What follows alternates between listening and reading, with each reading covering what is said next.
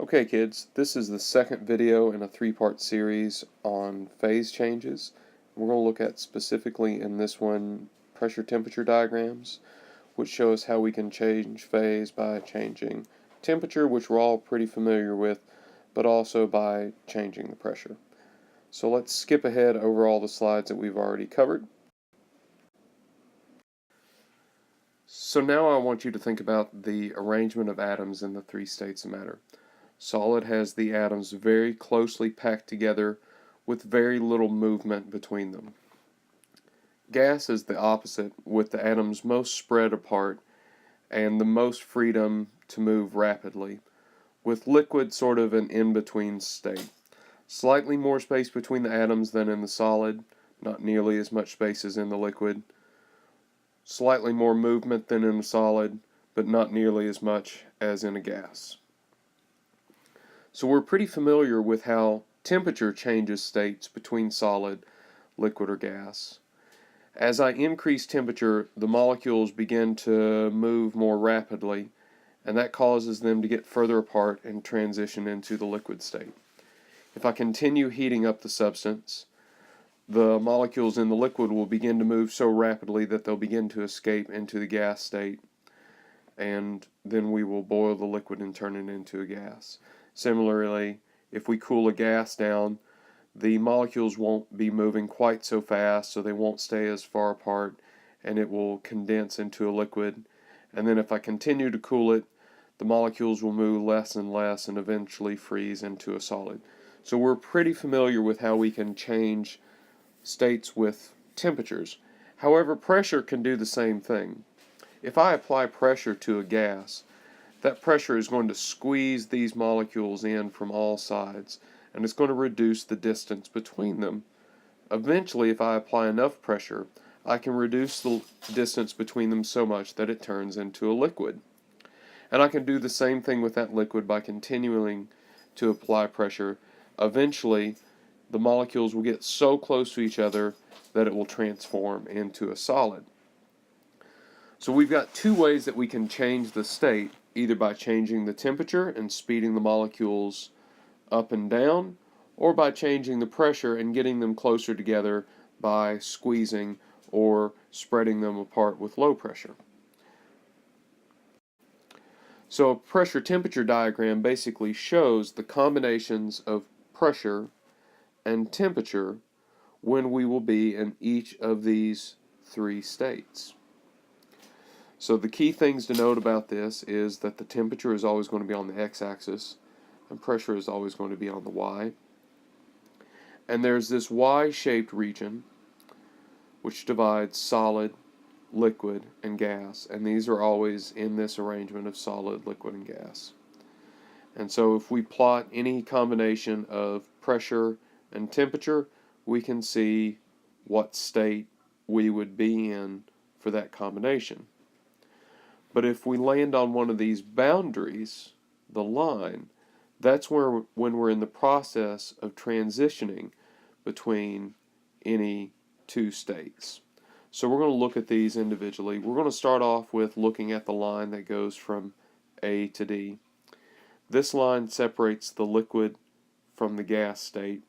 And so anytime we cross this line, either by increasing temperature or increasing pressure, we're going to be experiencing condensation or boiling. And just to check your reading of this graph in class, I asked the class, what is the lowest temperature that this substance would boil?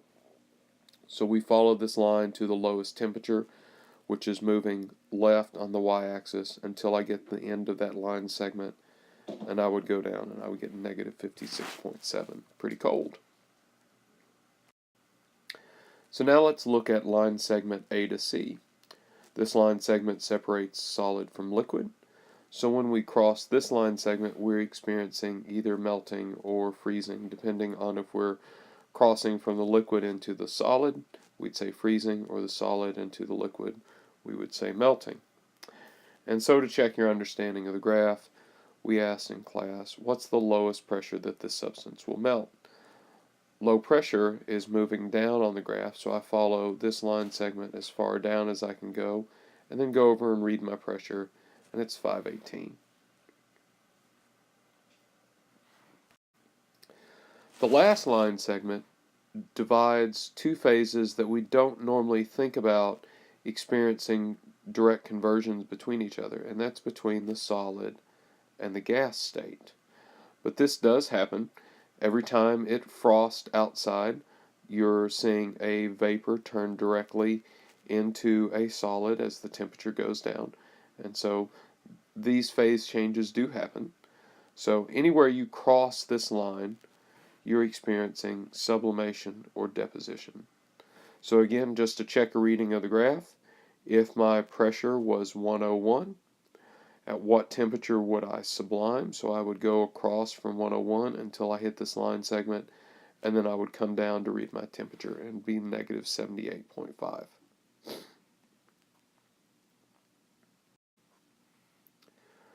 So as I've kind of hinted at, we can use this graph to predict what would happen if we had changes in temperature and pressure. So if I started out at a low pressure, so low pressure is moving down on the x-axis, and a temperature of negative 60, so I would be about here.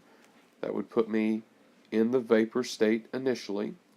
What would happen if pressure was increased? Well, increasing pressure is on the y-axis, so that would be moving vertically upwards.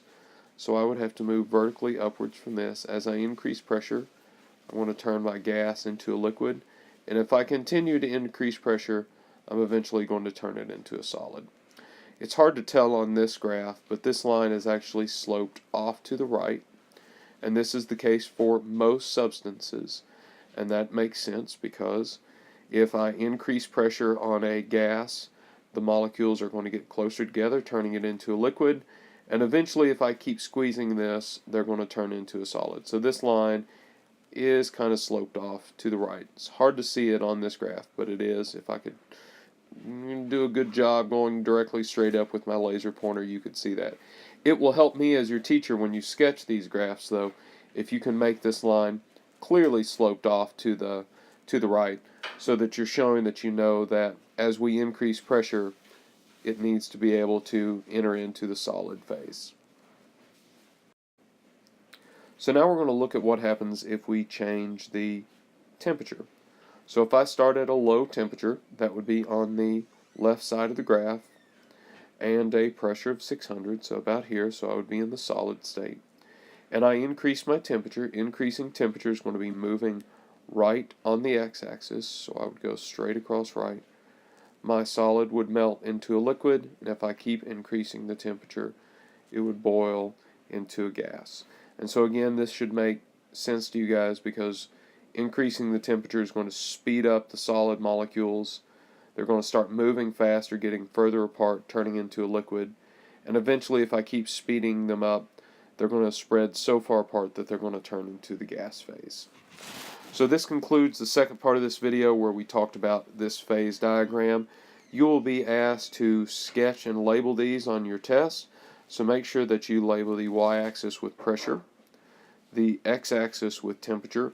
Sketch a Y-shaped region of the graph, making sure that this section right here is clearly sloped off to the right. And you can label it correctly with solid, liquid, and gas, so that we know that crossing this is going to be melting or freezing, boiling or condensing, and subliming or deposition. And that pretty much covers a pressure temperature diagram. Thanks guys, and we will see you in part 3.